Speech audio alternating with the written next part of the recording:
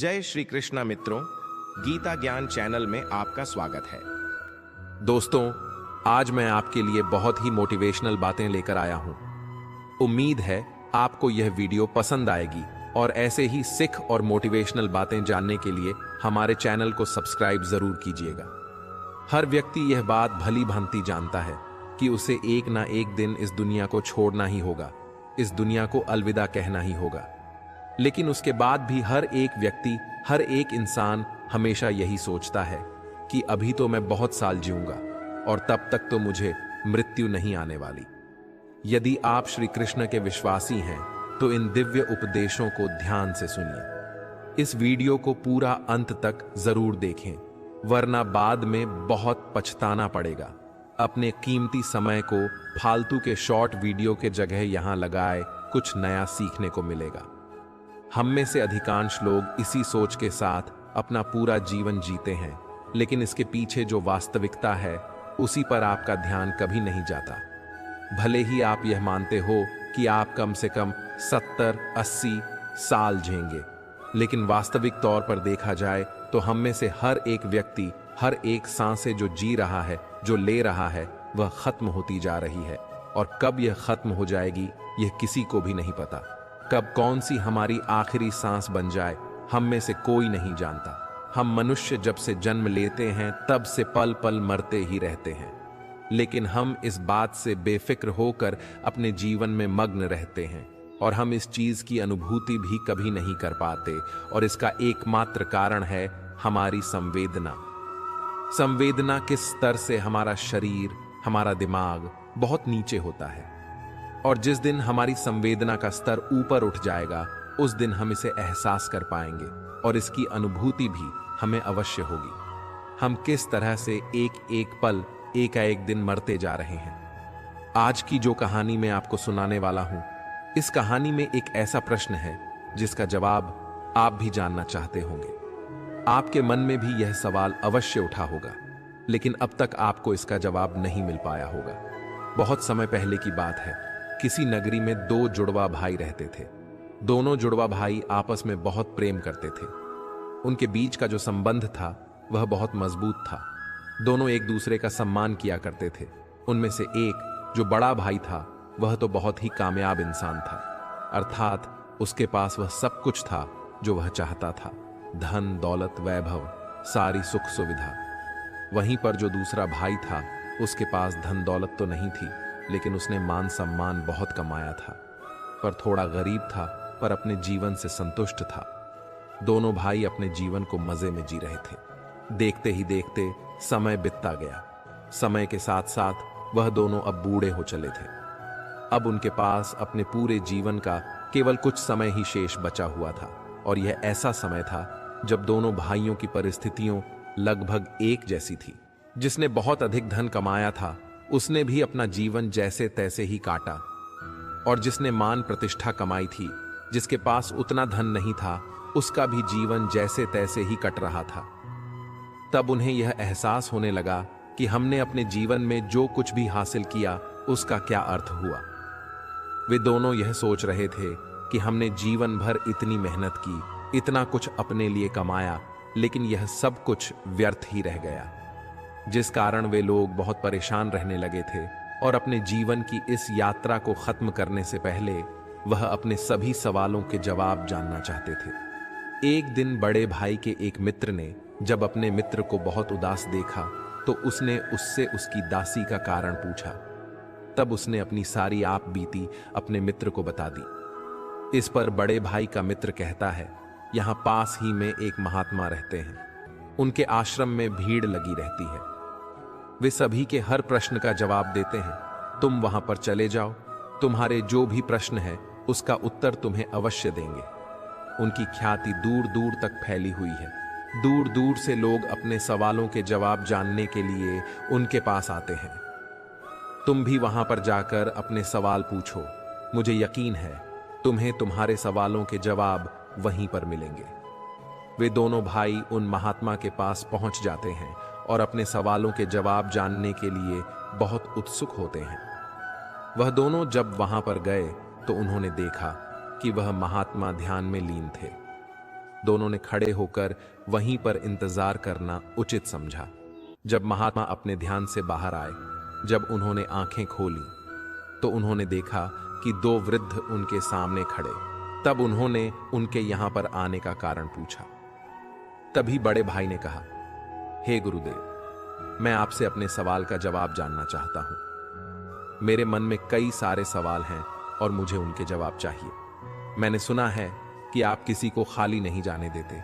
आप सभी की समस्या का निवारण करते हैं, आप सभी की शंकाओं को दूर करते हैं। इसीलिए हम आपके पास आए हैं और हमें पूरी उम्मीद है कि आप हमारे सभी सवालों का जवाब भी हमें अवश्य देंगे। इस पर तो महात्मा मुस्कुराने लगे और कहते हैं, मेरे पास तुम्हारे सभी सवालों के जवाब है या नहीं, यह तो तुम्हारे सवाल पर निर्भर करता है, लेकिन मेरे पास इतना समय नहीं है कि मैं तुम्हारे सभी सवालों का जवाब दे सकता हूं। लेकिन हां, अगर तुम इन सभी सवालों का निचोड़ निकालकर मुझे केवल एक प्रश्न दो, तो मैं इसका उत्तर तुम्हें अवश्य दे सकता हूं। अर्थात जीवन के सारे सवालों को एक ही सवाल में पेश करो तो मैं तुम्हारी मदद अवश्य कर सकता हूं। उन महात्मा की यह बात सुनकर दोनों भाई बड़े चिंतित हो गए। उन्हें समझ नहीं आ रहा था कि आखिर अपने पूरे जीवन के इन प्रश्नों को केवल एक प्रश्न में कैसे परिवर्तित किया जाए। दोनों भाई गहरी सोच में पड़ गए। गहरी सोच में दोनों ने काफी देर सोच विचार किया, चर्चा की, और इसके बाद बड़ा भाई कहता है कि है गुरुदेव, यह तो बड़ी विचित्र बात है कि अपने जीवन के सारे सवालों को केवल एक सवाल में परिवर्तन करके हम आपसे कैसे पूछ सकते हैं। हमने बहुत प्रयास किया, हमने आपस में बातचीत भी की, लेकिन हम इन सभी सवालों को एक सवाल में परिवर्तित ना कर सके। लेकिन उसके बाद हमने कुछ देर और सोच विचार किया कि हमें किसी भी तरह से केवल एक सवाल ही पूछने का मौका मिला है, जिस कारण हम दोनों भाइयों ने आपस में सहमति करके अपने जीवन को केवल एक सवाल में पिरो दिया। और यह सवाल मैं अब आपसे पूछना चाहता हूं। तभी महात्मा कहते हैं, अवश्य, जो तुम पूछना चाहते हो वह पूछ सकते हो। तभी वह बड़ा भाई कहता है, हे गुरुदेव, हम दोनों भाई हैं और हम दोनों ने अपने जीवन को संतोषजनक जिया है। एक तरफ जहां पर मैंने खूब सारा धन इकट्ठा किया, वैभव और सारी सुख सुविधा इकट्ठा की, वहीं पर मेरे भाई ने अपने जीवन में मान प्रतिष्ठा इकट्ठा की और अपने जीवन को संतोषजनक जिया। लेकिन अब हमारे जीवन का वह समय आ चुका है कि हम कभी भी अब मृत्यु को प्राप्त हो सकते हैं। लेकिन अब हमारे मन में एक अजीब सा प्रश्न है, और वह यह कि हमें लगता है कि हमने जीवन में जो कुछ भी पाया है, जो कुछ भी इकट्ठा किया है, यह सब कुछ व्यर्थ है।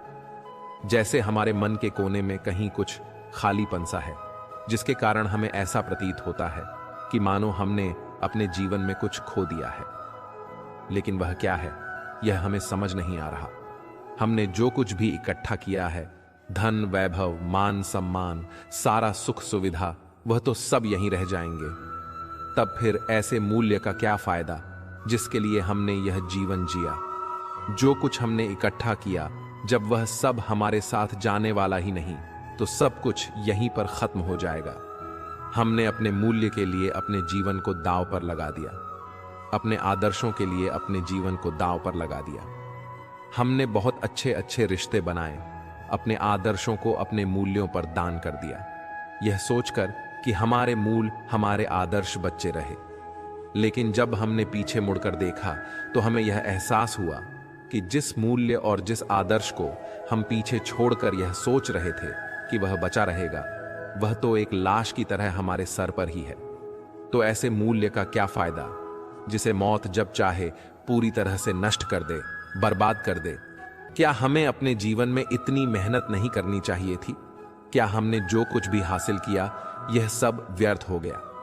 और जीवन के जिस द्वार पर इस समय हम खड़े हैं, हमें यह एहसास हो रहा है कि हम असली सत्य को पहचान ही नहीं सके। और वह असली सत्य क्या है, यह अभी हम नहीं जानते। लेकिन इस सत्य को जाने बिना भी हम अपने जीवन को त्यागना नहीं चाहते। जब हम यह सोचते हैं तो हमारा मन डर के मारे कांप उठता है। हमारे मन में एक अजीब सी पीड़ा उठती है। हम यह नहीं जानते कि वह क्या है और क्यों है, लेकिन हमें तो बस यह जानना है कि आखिर वह सत्य है क्या। इसलिए हे गुरुदेव, आज हम आपके पास आए हैं। क्या हमारे सवालों का जवाब देंगे? इसलिए हम दोनों आपके सामने हाथ जोड़ते हैं और अपने इस सवाल का जवाब चाहते हैं। हम पर कृपा करें। हम जानना चाहते हैं कि इंसान के आदर्श, इंसान की मूल्य, इंसान के जीवन जीने का तरीका आखिर कैसा होना चाहिए, ताकि वह अपने बुढ़ापे में सभी सवालों से मुक्त हो सके, जिससे अंतिम समय में उसके मन में कोई दुविधा ना हो, वह खुशी खुशी अपने प्राणों को त्याग सके। प्राण त्याग के वक्त हमारे मन में कोई संकोच ना हो कि हमने अपने जीवन में यह कमी छोड़ दी है। हमें तो बल्कि यह खुशी होनी चाहिए कि हमने जीवन में जो कुछ भी किया है वह बहुत अच्छा था। उन दोनों का यह सवाल सुनकर महात्मा एक पल के लिए सोच में पड़ गए। उन्होंने काफी देर सोच विचार कर इसका जवाब देना शुरू किया। बेटा, हम मनुष्य हमेशा अंधकार में जीते हैं। हमें लगता है कि हमारे जीवन का कोई अंत नहीं। हम तो यहां पर सदा के लिए जीने आए हैं। इसीलिए हम केवल मौज मस्ती में अपना समय यूं ही व्यर्थ करते रहते हैं। उन चीजों को इकट्ठा करने में अपना समय लगाते हैं जो हमारे किसी काम की नहीं। और जब तक हम मनुष्य के जीवन में कोई बड़ी बीमारी या फिर बुढ़ापा के द्वार तक नहीं आते, तब तक तो हम अपने आप को अजर और अमर ही समझते रहते हैं। और हम इस अंधकार में जीते हैं कि हमारा मौत भी कुछ नहीं बिगाड़ सकती है। क्या तुम्हारे साथ कभी कोई एहसास हुआ है? क्या तुम्हारे साथ कभी कोई ऐसा पल गुजरा है जब तुमने शायद ही अपने अंदर जाती और बाहर आई सांसों के बारे में ध्यान किया हो? क्या तुमने कभी यह सोचा था? क्या तुम्हें कभी एहसास हुआ था कि तुम्हारी सांसें जो अभी चल रही है, यह कब आखिरी सांस बन जाए? मुझे यकीन है जब तुम जवां होंगे, जब तुम्हारे मन में ऐसी कोई सवाल कभी उत्पन्न नहीं हुए होंगे, क्योंकि उन दिनों में हमारा मन केवल वासनाओं में लिप्त रहता है। उसे तो केवल अपनी वासनाओं की पूर्ति करनी अच्छी लगती है। उसे हमेशा बस एक ही चीज की होड़ रहती है। हमें अपने जीवन में कुछ करना है, कुछ पाना है, धन इकट्ठा करना है, मान, प्रतिष्ठा, वैभव, वह सारी सुख सुविधा, एक अच्छा अंत, या फिर हमें एक संतोषजनक जीवन जीना ही है। और इसी प्रकार हर एक मनुष्य, हर एक व्यक्ति अपने जीवन के मूल्य को, अपने आदर्शों को अपने जीवन के हिसाब से निर्धारित करता है। जब तक सब कुछ ठीक होता है, तब तक हमारे मन में कभी कोई शंका या कभी कोई प्रश्न नहीं उठता।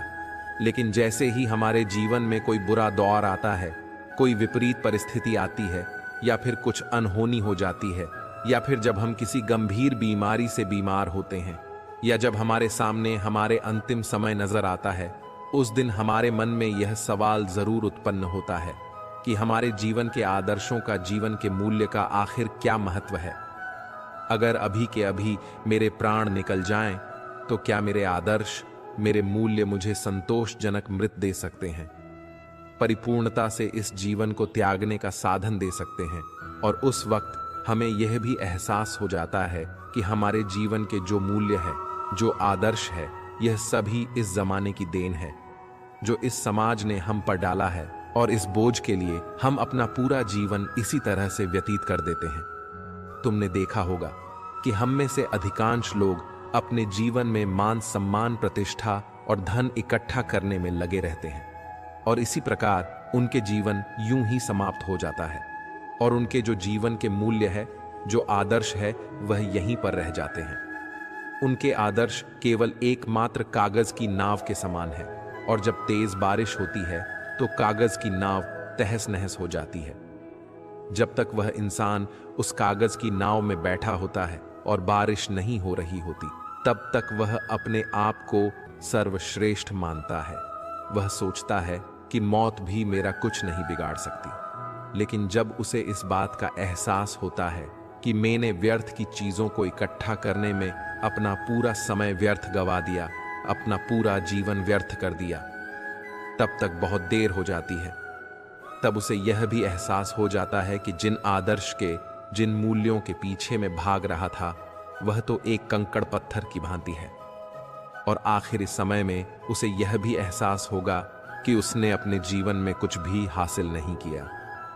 लेकिन तब तक समय बीत चुका होता है, और हम मनुष्य के हाथों में उस समय कोई समय नहीं बचा होता, क्योंकि मृत दरवाजे पर दस्तक दे रही होती है और यही विचार इंसान के मन में पीड़ा उत्पन्न करता है। और तब उस व्यक्ति के मन में एक असंतोष की भावना उत्पन्न होती है। उसे लगता है कि उसने अपने जीवन में कुछ भी नहीं किया, जिस कारण उसके मन में एक अधूरापन सा रह जाता है, एक खालीपन था, जिसके कारण मनुष्य कभी भी परिपूर्णता से मृत्यु को प्राप्त नहीं कर पाता, खुशी खुशी मृत्यु को गले नहीं लगा पाता। लेकिन असली सवाल तो यह है कि क्या सचमुच मृत्यु को खुशी खुशी गले लगाया जा सकता है? क्या वास्तविक तौर पर परिपूर्णता के साथ, संतोष के साथ मृत्यु को प्राप्त किया जा सकता है? और अगर आपको इस सवाल का सटीक जवाब मिल जाए तो आपको आपकी जीवन की राह मिल जाती है, क्योंकि मृत्यु ही जीवन का दूसरा पहलू है जो आपको जीना सिखाती है, हमें जीवन जीने का मार्ग दिखाती है। जरा एक पल के लिए यह सोचकर देखोगी, तुम अभी जिंदा हो, लेकिन तुम्हारे सांस जो चल रही है वह तुम्हारी आखिरी सांस बन जाए, तो उस अंतिम क्षण में तुम्हें किस बात का पछतावा होगा?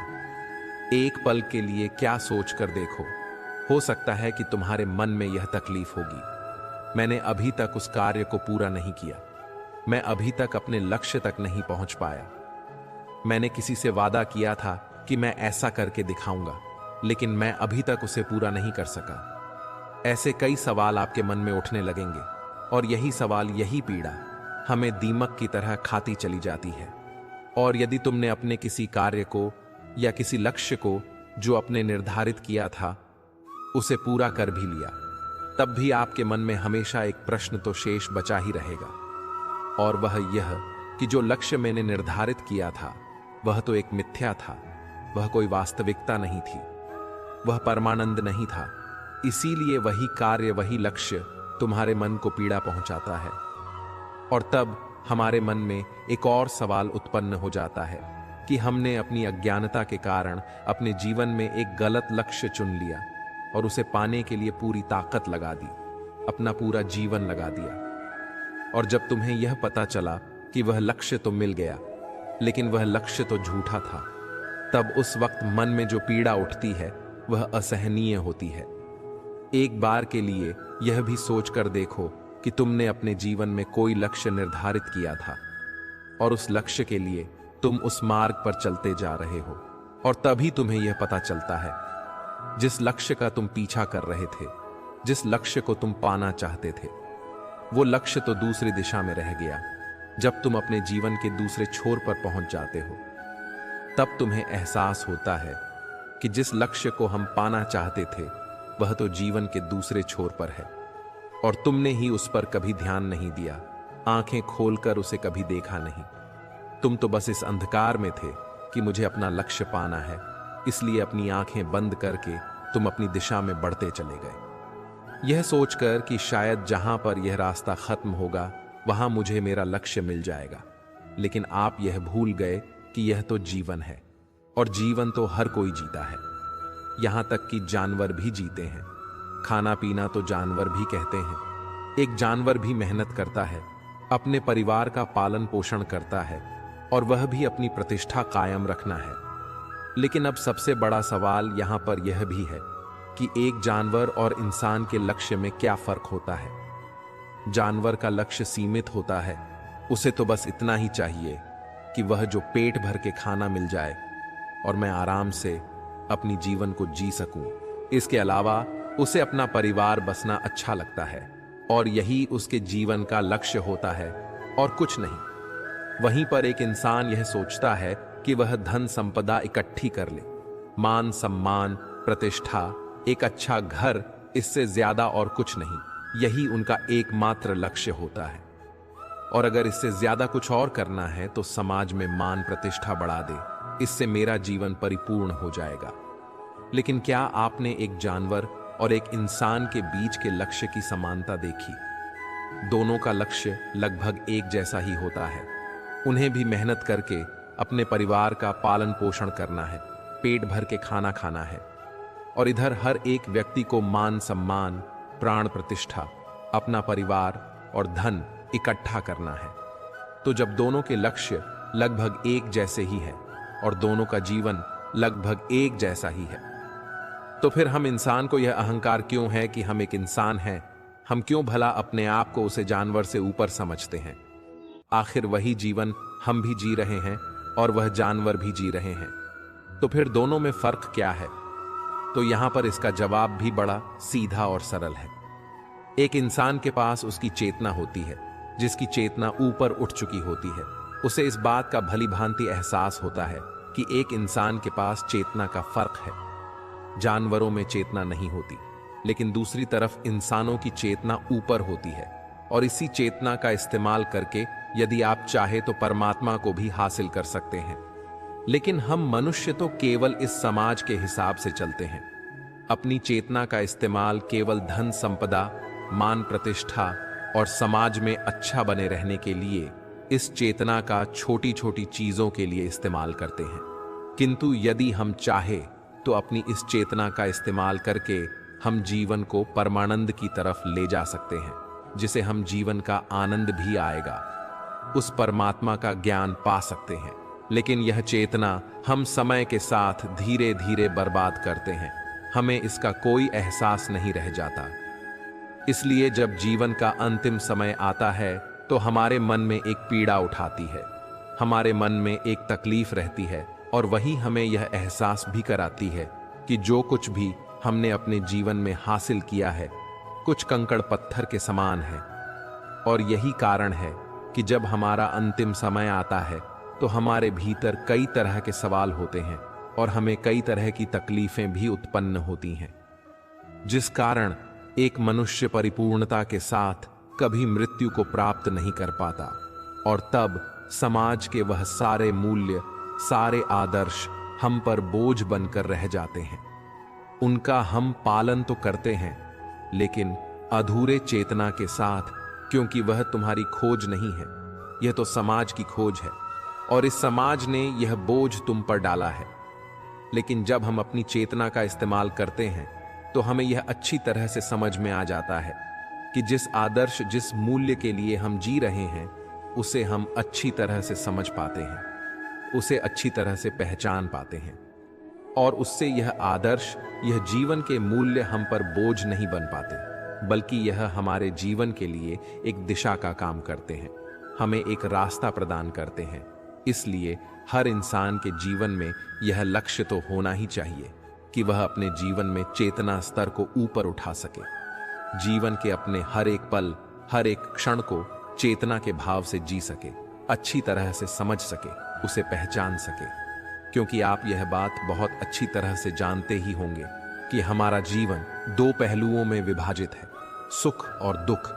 और जब हम चेतना से ऊपर उठ जाते हैं तब हमें यह भी एहसास हो जाता है कि सुख और दुख के दोनों में ही हमारा एक समान का हिस्सा है। और तब मनुष्य का चैतन्य उसे यह बताता है कि यह तो एक स्थिति है जो आज नहीं तो कल गुजर जाएगी। तब उसका मन कभी भी विचलित नहीं होता है, और तब वह इंसान सुख और दुख में लिप्त ना होकर अपने जीवन को अलग होकर जी सकता है। तब उसे यह एहसास होता है कि मैं तो इस सुख और दुख में शामिल ही नहीं हूं। और जब यह भाव उस व्यक्ति के अंदर पैदा हो जाता है तो सारे व्यर्थ के लक्ष्य, जिसके पीछे भागने या दौड़ने की प्रतिस्पर्धा चलती रहती है, वह हमेशा के लिए खत्म हो जाती है। और तब जीवन का केवल एक ही लक्ष्य रह जाता है, और वह है आत्म चैतन्य। लेकिन जो व्यक्ति आत्मचरित्र करने से दूर रहता है, उसका जीवन एक मिट्टी के घर के समान होता है। जब तक वह घर सुरक्षित है तब तक उसे लगता है, तब तक उसका जीवन खुशियों से भरा रहता है और अपने आप को सर्वश्रेष्ठ मानता है। लेकिन जैसे ही कोई आंधी तूफान उसे घर को तोड़ देता है, तब उसे यह यकीन हो जाता है कि मेरा तो यह मिट्टी का घर था जो टूट गया, और मैं व्यर्थ इस मिट्टी के घर के अंदर अपने आप को सुरक्षित और अपने आप को सर्वश्रेष्ठ मानता था। तब उसे यह एहसास होता है, तब वह पश्चाताप करता है, रोता है, बिलखता है, और उसे यह भी पता चल जाता है कि वह व्यस्त ही अपने जीवन को सबसे मूल्यवान समझ रहा था। लेकिन तब रोकर क्या फायदा होगा? सब कुछ तो बीत चुका, तुम्हारे हाथ से निकल चुका। अब जो भी तुम्हारे हाथों में है उस समय का इस्तेमाल करो। जीवन के आखिरी समय में पश्चाताप करके क्या फायदा, क्योंकि जो भी समय आपके पास बचा है आप चाहे तो उसका इस्तेमाल कर सकते हैं।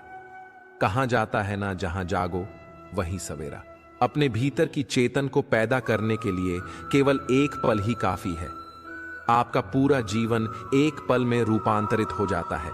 और अगर अब से भी आपके मन में चैतन्य पैदा हो जाता है और आपको यह लगता है कि जीवन क्या है, क्यों है और जीवन का असली अर्थ क्या है, यदि तुम इसे भली भांति जान पाते हो तो तुम्हारा अवचेतन मन इस बात को भली भांति समझ पाता है, जिस कारण तुम्हारा पूरा जीवन इस पल में रूपांतरित हो जाएगा और तुम्हारा जितना भी बचा हुआ जीवन है उसे जीने पर तुम्हें पश्चाताप भी नहीं होगा।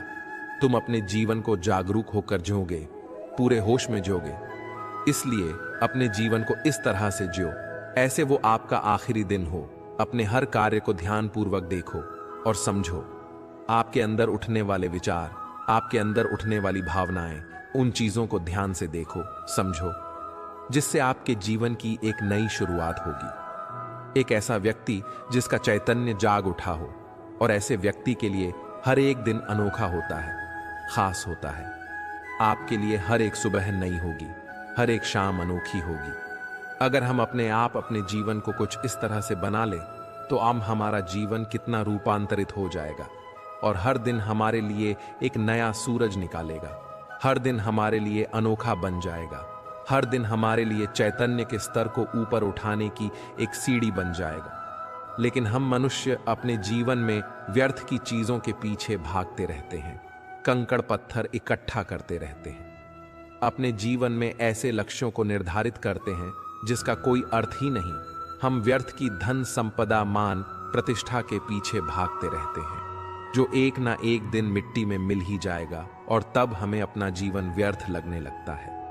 लेकिन यदि आपका मन चैतन्य से भर जाए तो आप हर चीजों का लाभ उठा सकते हैं। आप हर पल को भरपूर जी सकते हैं। हर एक क्षण आपकी मुट्ठी में होगा। लेकिन अगर आपका मन चैतन्य से भरा नहीं होगा तो आप उस पल मौजूद नहीं होंगे। तो भला आप उस पल को कैसे जिएंगे? उस पर क्या घट रहा है यह आपको पता तक नहीं होगा। और जब वह घटना होकर गुजर जाएगी तब आपको एहसास होगा। तब आप अपनी स्थिति को दोष देंगे कि मैं तो अपने जीवन में अच्छे लक्ष्य, अच्छे आदर्श, अच्छे मूल्य निर्धारित किए थे।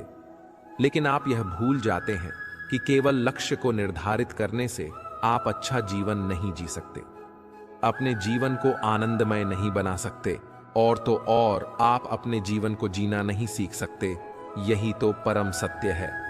और यही हमारे मन का आखिरी सवाल, अर्थात बुढ़ापे का आखिरी सवाल। इसका जवाब तो उन दोनों को मिल गया, लेकिन क्या आपको मिला? अगर आप अभी भी अपने जीवन को चैतन्य होकर, जागरूक होकर जीना सीख जाते हैं तो आप अपने जीवन को परम आनंद की ओर ले जा सकते हैं। आप अपने जीवन के हर पल का, हर क्षण का आनंद उठा सकते हैं। लेकिन अभी भी अगर आप अपने जीवन चैतन्य को प्राप्त नहीं करते तो इस जीवन के अंतिम समय में आपको भी केवल पश्चाताप ही होगा। तब उस समय आप केवल इस सोच में रह जाएंगे कि मैंने तो अपना इतना समय केवल सोते सोते गुजार दिया, मैंने अपना इतना समय केवल इधर उधर की बातों में लगा दिया। इसी प्रकार के कई सवाल आपके मन में उठने लगेंगे और तब आपके हाथ केवल पश्चाताप ही रहेगा, क्योंकि आपका वह समय तो बीत चुका है और अब आप उसे समय को वापस नहीं आ सकते। जब वह पल आपके हाथों से निकल चुका होगा तब आपको इसकी असली अहमियत समझ आएगी और तब आप केवल यह सोच रहे होंगे कि अब तो केवल मेरे पास केवल कुछ ही क्षण बचे हैं। तब आप केवल रोते बिलखते रह जाएंगे, लेकिन आपके हाथ कुछ नहीं आने वाला। इसलिए आज से और अभी से अपने जीवन को जागरूक होकर जीना सीखें। हर पल, हर क्षण को खुशी से जिए। ऐसे जिए मानो कि यह समय आपका आखिरी समय है, यही आपका आखिरी दिन है, आपका आखिरी पल है, जिससे आपके लिए हर एक पल नया होगा, खास होगा और आप ही का होगा।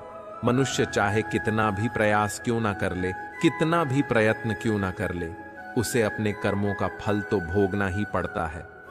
चाहे मनुष्य कितना ही प्रयत्न कर ले, लेकिन वह कभी अपने कर्मों से बच नहीं सकता। जैसी करनी वैसी भरनी। यह वाक्य तो आपने सुना ही होगा, अर्थात जैसे आप कर्म करोगे वैसा ही आपको फल भी प्राप्त होगा। लेकिन मेरा एक प्रश्न है, क्या आप इस बात पर यकीन करते हैं कि जैसा आप कर्म करेंगे वैसा ही आपको फल भी मिलेगा? अब आप में से अधिकतर लोगों के मन में यह प्रश्न जरूर उठ रहा होगा, क्योंकि इसमें पूछने वाली बात क्या है? यह तो सत्य ही है कि जैसे हम कर्म करेंगे वैसा ही हमें फल भी मिलेगा। लेकिन एक बार के लिए आंखें बंद करके अपने आप प्रश्न कीजिए, देखिएगा कि आपको इस प्रश्न का उत्तर स्पष्ट से नहीं मिल पाएगा। कहीं ना कहीं आपके मन में एक संशय जरूर होगा कि क्या यह बात सच है या झूठ। दोस्तों, आज इस कहानी से हम समझेंगे कर्मों का खेल। आखिर अच्छे कर्मों का फल अच्छा और बुरे कर्मों का फल बुरा कैसे होता है। बहुत समय पहले की बात है, किसी गांव में एक बहुत ही ज्ञानी पंडित रहता था। एक दिन वह अपने बचपन के दोस्त से मिलने के लिए दूसरे गांव में जा रहा था। उसका वह दोस्त बचपन से ही गूंगा और एक पैर से अपाहिज था। उस पंडित के गांव से उसके दोस्त का घर काफी दूर था। वहां जाने के लिए बीच बीच में कई सारे छोटे छोटे गांव पड़ते थे। पंडित रास्ते में अपनी धुन में चला जा रहा था। चलते चलते उसकी मुलाकात एक व्यक्ति से होती है। रास्ते में उसे एक आदमी मिलता है जो ऐसा लगता था कि वह किसी का इंतजार कर रहा था, और वह भी पंडित के साथ चलने लगता है। उस आदमी को देखकर पंडित बहुत खुश हो जाता है। उसने सोचा, चलो अच्छा हुआ, साथ साथ चलने से उसका सफल आसानी से कट जाएगा। बात की शुरुआत करने के लिए उस पंडित ने उस व्यक्ति से उसका नाम पूछा, तो उसने अपना नाम धर्मराज बताया। पंडित को यह नाम कुछ अजीब सा लगता है, लेकिन उसने नाम के विषय में कुछ और पूछना उचित नहीं समझा। दोनों धीरे धीरे साथ में चल रहे थे। तभी रास्ते में एक गांव आता है। गांव का प्रवेश द्वार आते ही धर्मराज ने पंडित से कहा, तुम आगे चलो, मुझे इस गांव में एक काम है, मैं तुमसे आगे मिलता हूं। पंडित ने कहा, ठीक है। वह आगे रास्ते में चल देता है। कुछ देर बाद उस गांव में खबर फैली कि एक व्यक्ति को सांड ने अपनी सींग में फंसाकर मार दिया है। जैसे ही सांड ने उस व्यक्ति को मारा, ठीक कुछ ही देर में धर्मराज पंडित के पास आ गया और फिर दोनों चलना शुरू कर देते हैं और चलते चलते एक दूसरे गांव के द्वार पर पहुंच जाते हैं। उस गांव के बाहर एक बड़ा और विशाल मंदिर बना हुआ था। वहां पर आराम करने की सुविधा काफी बढ़िया लग रही थी। पंडित के दोस्त का घर अभी वहां से बहुत दूर था और रात भी होने वाली थी। तो पंडित ने धर्मराज से कहा, रात होने वाली है, पूरे दिन चलते चलते थक भी चुके हैं और भूख भी लग रही है, तो यहां पर भोजन करके यहीं पर हम विश्राम कर लेते हैं, फिर सुबह के समय आराम से आगे की यात्रा जारी करेंगे। धर्मराज ने कहा, ठीक है, मुझे इस गांव में किसी को कुछ जरूरी सामान देने जाना है, तुम भोजन करके आराम करो, मैं बाद में आकर भोजन कर लूंगा। इतना कहकर वह वहां से चला जाता है। लेकिन उसके जाने के कुछ समय बाद, कुछ ही देर बाद धुआं उठता हुआ दिखाई देता है और देखते ही देखते पूरे गांव में आग लग जाती है। पंडित ने हैरानी से सोचा कि यह धर्मराज जहां भी जाता है वहां कोई ना कोई अनहोनी जरूर हो जाती है, कुछ तो गड़बड़ है इस व्यक्ति में। लेकिन पंडित ने रात्रि में धर्मराज से कुछ भी पूछना उचित नहीं समझा और वे दोनों सो गए। सुबह होते ही दोनों फिर से अपनी यात्रा शुरू कर देते। कुछ देर चलने के बाद रास्ते में फिर से एक गांव आता है। धर्मराज ने फिर पंडित से कहा, आप आगे चलिए, मुझे इस गांव में अपने मित्र से मिलने जाना है, मैं अपने दोस्त से मिलने के बाद आगे रास्ते में मिलूंगा। यह कहकर धर्मराज वहां से चला गया। लेकिन पंडित इस बार आगे नहीं गया। वहीं खड़ा होकर धर्मराज को देखता रहा कि वह कहां जा रहा है और क्या करता है। तभी थोड़ी देर बाद लोगों की आवाज सुनाई देने लगी कि एक व्यक्ति को सांप ने काट लिया है और उसकी मृत्यु हो गई है। ठीक उसी समय धर्मराज फिर पंडित के पास पहुंच गया, लेकिन इस बार पंडित से रहा नहीं गया और उसने धर्मराज से पूछ ही लिया कि तुम जिस भी गांव में जाते हो वहां कोई ना कोई अनहोनी जरूर हो जाती है, क्या तुम मुझे बता सकते हो यह ऐसा क्यों हो रहा है? धर्मराज ने कहा, पंडित जी, आप तो मुझे बहुत भले मालूम पड़े थे, इसीलिए मैं आपके साथ चलने लगा था, क्योंकि भले का साथ बहुत अच्छा होता है, परंतु आप अभी तक समझ नहीं पाए कि मैं कौन हूं। पंडित ने कहा, मैं समझ गया हूं, लेकिन मुझे कुछ शंका है। अगर आप ही अपना उपयुक्त परिचय दे दें तो मेरे लिए आसानी होगी। तब धर्मराज ने जवाब दिया कि मैं यमदूत हूं और यमराज की आज्ञा से उन लोगों के प्राण हरण करता हूं जिनकी उम्र पूरी हो चुकी है। हालांकि पंडित को पहले से ही इस बात की आशंका थी, फिर भी धर्मराज के मुंह से यह बातें सुन वह घबरा गया। लेकिन वह हिम्मत करके पूछता है कि अगर तुम सच में यमदूत हो तो मुझे बताओ, अगली मृत्यु किसकी है? धर्मराज ने जवाब दिया, अगली मृत्यु तुम्हारे उसी मित्र की है जिससे तुम मिलने जा रहे हो, और उसकी मृत्यु का कारण भी तुम ही बनोगे।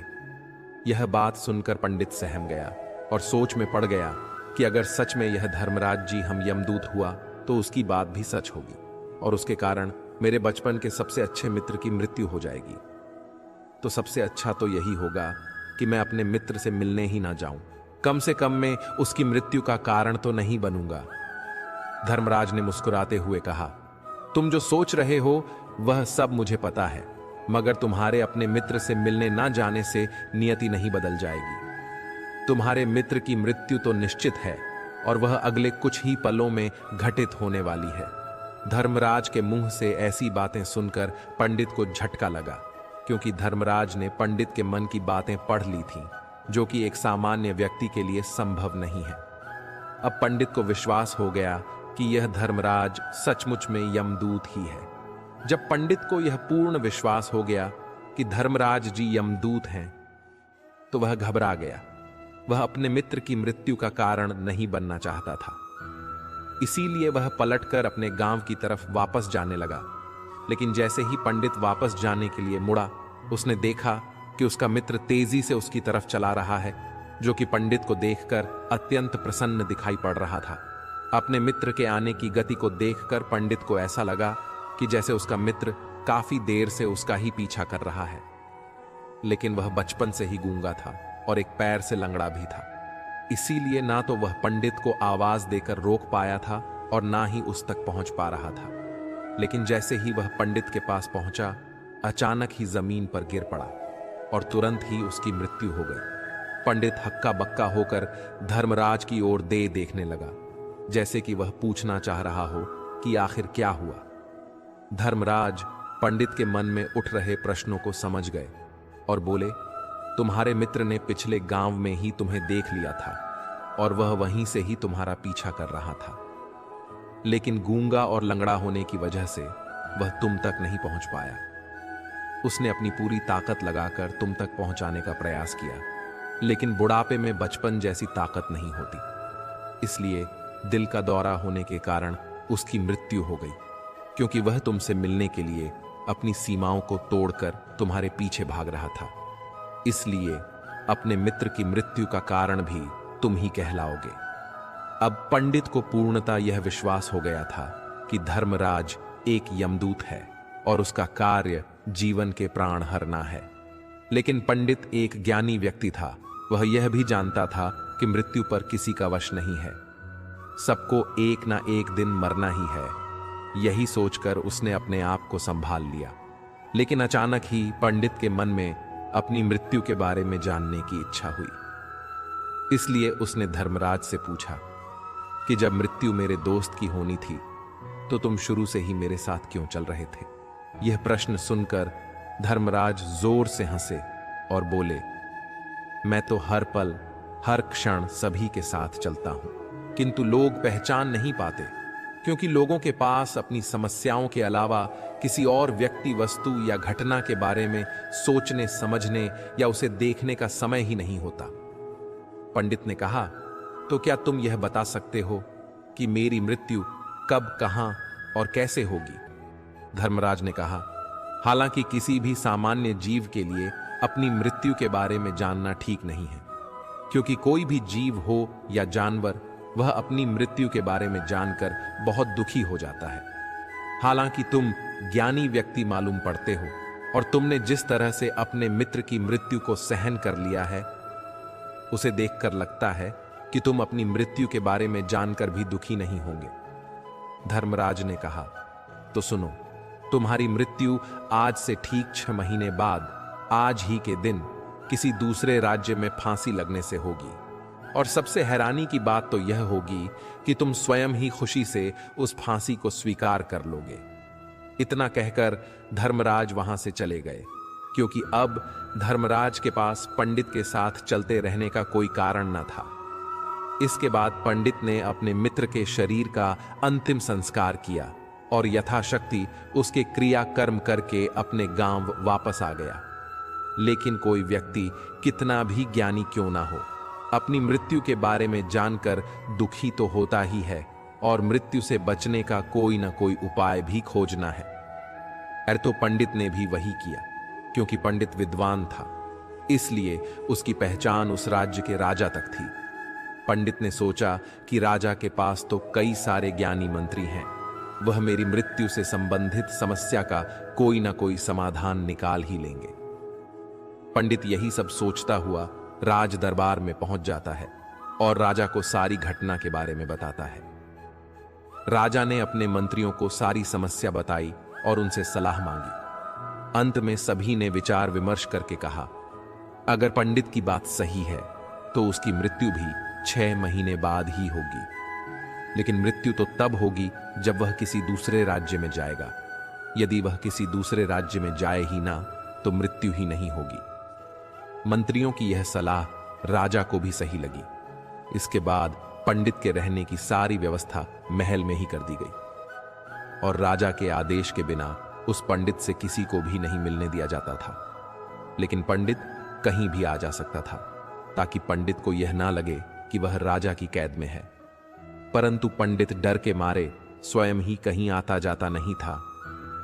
धीरे धीरे महीने गुजरते गए और पंडित की मृत्यु का समय नजदीक आने लगा, और तब वह भी दिन आ गया जिस दिन पंडित की मृत्यु होनी थी।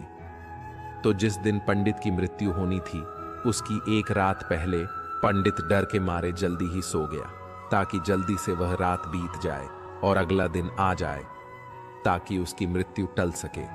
यही सोचकर वह जल्दी सो जाता है। लेकिन पंडित को नींद में चलने की बीमारी थी, और अपनी इस बीमारी के बारे में वह स्वयं ही नहीं जानता था। तो फिर राजा मंत्री या किसी वेद को इसके बारे में बताने का कोई प्रश्न ही नहीं उठाता। पंडित अपनी मृत्यु को लेकर बहुत चिंतित था। वह पिछले कई दिनों से ठीक से सो भी नहीं पा रहा था, और नींद में चलने की बीमारी भी तभी होती है जब व्यक्ति ठीक से सो नहीं पा रहा हो।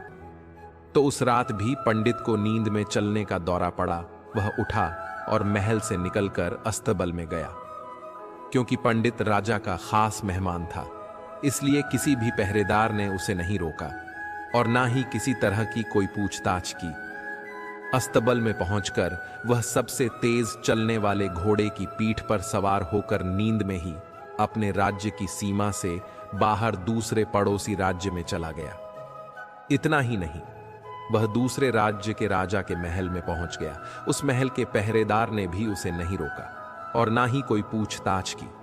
सभी लोग रात्रि का अंतिम प्रहार होने के कारण गहरी नींद में थे। वह पंडित सीधे राजा के सैन्य कक्ष में पहुंचा, जहां राजा और रानी सो रहे थे। वह पंडित वहीं जाकर सो गया। सुबह हुई तो राजा ने पंडित को रानी के बगल में सोया हुआ देखा तो राजा बहुत क्रोधित हो गया। राजा ने पंडित को कैद करने का आदेश दे दिया। पंडित गिरफ्तार हो गया। लेकिन पंडित तो गहरी नींद में था। उसे तो कुछ समझ नहीं आ रहा था कि आखिर वह दूसरे राज्य में और राजा के सैन्य कक्ष में कैसे पहुंचा। लेकिन वहां उसकी यह सब सुनने वाला कोई नहीं था। अगली सुबह राजा ने पंडित को दरबार में पेश करने का आदेश दिया। कुछ देर बाद उस पंडित को दरबार में लाया गया। पंडित को देखते ही राजा इतना बबूला हो गया कि उसे फांसी पर चढ़ा देने का हुक्म सुना दिया। फांसी की सजा सुनकर पंडित कांप गया, लेकिन फिर भी थोड़ी सी हिम्मत जताकर राजा से बोला, महाराज, मैं नहीं जानता कि मैं राज्य महल तक कैसे पहुंचा। मैं यह भी नहीं जानता हूं कि आपके सैन्य कक्ष तक मैं कैसे आया और आपके महल के किसी पहरेदार या सैनिक ने मुझे रोक क्यों नहीं। लेकिन मैं इतना जरूर जानता हूं कि आज मेरी मृत्यु होनी थी और वह होनी भी जा रही है। राजा को यह बात थोड़ी अजीब लगी। उसने पंडित से पूछा, तुम्हें कैसे पता कि आज तुम्हारी मृत्यु होनी है? राजा के इस प्रश्न के जवाब में पंडित ने पिछले 6 महीने का सारा वाकया राजा को सुना दिया और बोला, महाराज, मेरा क्या, किसी भी सामान्य व्यक्ति में इतना साहस नहीं कि वह राजा के सैन्य कक्ष में राजा की उपस्थिति में रानी के साथ सो जाए। राजा को पंडित की बात में थोड़ा तर्क दिखाई पड़ा, परंतु उसने सोचा कि यह मृत्यु से बचने के लिए धर्मराज और उसके द्वारा अपनी मृत्यु की भविष्यवाणी की कहानी बना रहा है। इसीलिए राजा ने पंडित से कहा, यदि तुम्हारी बात सत्य है और आज यह तुम्हारी मृत्यु का दिन है जैसा कि धर्मराज ने तुमसे कहा था, तो आज तुम्हारी मृत्यु का कारण मैं नहीं बनूंगा। लेकिन यदि तुम्हारी बात झूठी निकली तो निश्चित ही आज तुम्हारी मृत्यु का दिन होगा, क्योंकि जिस राज्य से पंडित आया था उस राज्य का राजा इस राजा का मित्र था। इसलिए इस राजा ने तुरंत अपने 2 सैनिकों को पड़ोसी राजा के पास भेजकर पंडित की बात की सत्यता का प्रमाण मांगने भेजा। भेजे गए सैनिक शाम तक लौटे और उन्होंने राजा को बताया कि महाराज पंडित जो कुछ भी कह रहा है वह सब सत्य है। पड़ोसी राज्य के राजा ने पिछले 6 महीने से पंडित के रहने की सारी व्यवस्था अपने ही महल में कर रखी थी। पंडित राजा का खास मेहमान था। कल शाम राजा आखिरी बार पंडित से उसके कक्ष में मिले थे और उसके बाद यह इस राज्य में कैसे पहुंच गया इसकी जानकारी किसी को भी नहीं है। इसलिए उस राज्य के राजा के अनुसार पंडित को फांसी की सजा देना ठीक नहीं है। लेकिन राजा के सामने एक नई समस्या थी, क्योंकि उसने बिना पूरी बात जान ही पंडित को फांसी की सजा सुना दी थी। इसलिए अगर पंडित को फांसी नहीं दी जाती तो राजा के वचन का अपमान हो जाएगा, लेकिन अगर राजा की बात का मान रखा जाए तो बेवजह ही एक निर्दोष व्यक्ति की मौत हो जाएगी। राजा ने अपने सभी मंत्रियों से इस बारे में सुझाव मांगा तो मंत्रियों ने राजा को सुझाव दिया कि महाराज पंडित को एक कच्चे सूत के धागे से फांसी लगवा दी जाए। इससे आपका कथन का अभिमान रह जाएगा और कच्चे सूत के धागे से पंडित को फांसी भी नहीं लगेगी और उसके प्राण भी बच जाएंगे। राजा को मंत्रियों का यह सुझाव पसंद आया और उसने ऐसा ही करने का आदेश दे दिया। पंडित के लिए कच्चे सूत के धागे से फांसी का फंदा बनाया गया और नियम के अनुसार पंडित को फांसी पर चढ़ाए जाने लगा। सभी लोग बहुत खुश थे कि ना तो पंडित मरेगा और ना ही राजा का वचन खाली जाएगा। पंडित को भी पूर्ण विश्वास था यह सूत के धागे से तो उसकी मृत्यु हो ही नहीं सकती। पंडित उस पर चढ़ने के लिए तैयार हो गया, जैसा कि धर्मराज ने भविष्यवाणी की थी कि तुम खुद ही अपनी फांसी को स्वीकार करोगे। लेकिन जैसे ही पंडित को फांसी दी गई, सूत का धागा तो टूट गया, लेकिन टूटने से पहले उसने अपना काम कर दिया था। पंडित के गले की एक नस सूत के धागे के झटके से कट चुकी थी और पंडित जमीन पर पड़ा तड़प रहा था। उस पर उसके गले से खून की फुहार निकल रही थी और देखते ही देखते पंडित का शरीर पूरी तरह से शांत हो गया। सभी लोग आश्चर्यचकित थे और पंडित को मरता हुआ देख रहे थे। किसी को विश्वास नहीं हो रहा था कि कच्चे सूत के धागे से भी किसी इंसान की मृत्यु हो सकती है। लेकिन घटना तो घट चुकी थी, नियति ने अपना काम कर दिया था और धर्मराज की भविष्यवाणी सच हो चुकी थी। दोस्तों, श्रीमद् भागवत गीता में भगवान श्री कृष्ण ने कहा है, जो होना होता है वह होकर ही रहता है। हम चाहे कितनी ही सावधानी बरते, कितना ही उपाय कर ले, लेकिन घटना और घटना की पूरी प्रणाली पहले से ही तय होती है, जिसे हम थोड़ा सा भी इधर उधर नहीं कर सकते हैं। दोस्तों, शायद इसीलिए ईश्वर ने हमें भविष्य जानने की क्षमता नहीं दी है, ताकि हम अपने जीवन को ज्यादा बेहतर तरीके से जी सके। और यही बात उस पंडित पर भी लागू होती है। अगर पंडित ने धर्मराज से अपनी मृत्यु के बारे में ना पूछा होता तो 6 महीने तक राजा के महल में कैद रहकर डर डर कर जीने की बजाय ज्यादा बेहतर जीवन जीता। जिस प्रकार सुख दुख, दिन रात, अंधेरा उजाला एक दूसरे के पूरक है और एक दूसरे की बिना इनका अस्तित्व नहीं है, उसी प्रकार जीवन मृत्यु भी एक दूसरे के पूरक है और जीवन के बिना मृत्यु का कोई अस्तित्व नहीं है। उसी प्रकार मृत्यु के बिना जीवन का कोई अस्तित्व नहीं है। हमारे सद्ग्रंथों ने कहा है कि मनुष्य मोह की निद्रा में सो रहा है और ये बात सत्य भी कि सुबह से शाम तक किसके पास टाइम है जो जिंदगी और मौत के बारे में सोचे। जब भी कोई मरने की घटना सुनाई देती है तो कोई दूसरा मरता है। इंसान को यही लगता है कि हम तो कभी नहीं मरते, इसलिए वो चेतता नहीं है, बेहोशी में जीता है, सारी कार्रवाई करता है, खा रहा पी रहा है, अपने ऑफिस जा रहा है, घर के काम कर रहा है, जो कुछ भी कर रहा है, जो कुछ भी कर रहा है। लेकिन मौत की बात सुनना भी उसे पसंद नहीं है, क्योंकि मौत का मतलब ही यह है कि जो कुछ पाने की कोशिश कर रहा है इन सब पे एक दिन कांटा लग जाएगा।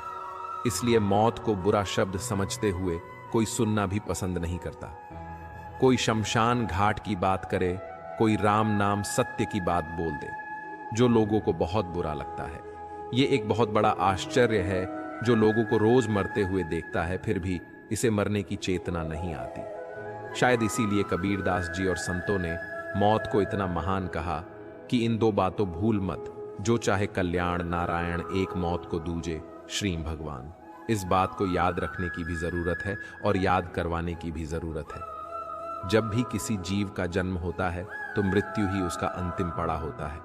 जिस प्रकार जब कोई नदी अपने उद्गम से निकलकर आगे बढ़ती है तो अलग दो रास्तों से चलते हुए वो सागर में समा जाती है, जो उस नदी का अंत होता है। उसी प्रकार जीव भी अलग अलग पड़ावों से चलते हुए मृत्यु की तरफ बता जाता है। अब जन्म से मृत्यु तक का सफर सबका अलग अलग होता है। कोई बिना कोई खास कष्ट उठाए मृत्यु तक पहुंचता है, तो कोई कई तकलीफों को सहन करता हुआ मृत्यु को प्राप्त होता है। जन्म से मृत्यु तक का सफर जीव अपने कर्मों के हिसाब से गुजारता है, इसलिए मृत्यु सत्य है और जीवन असत्य है। दोस्तों, आज की वीडियो में बस इतना ही। मैं आशा करता हूं कि आपने इस वीडियो से बहुत कुछ सीखा होगा। मिलते हैं एक नई वीडियो के माध्यम से, तब तक के लिए अपना ख्याल रखिएगा। वीडियो अच्छी लगे तो चैनल को सब्सक्राइब जरूर कीजिएगा और कमेंट में जय श्री राधे कृष्ण जरूर लिखिए। बहुत बहुत धन्यवाद। जय श्री कृष्णा।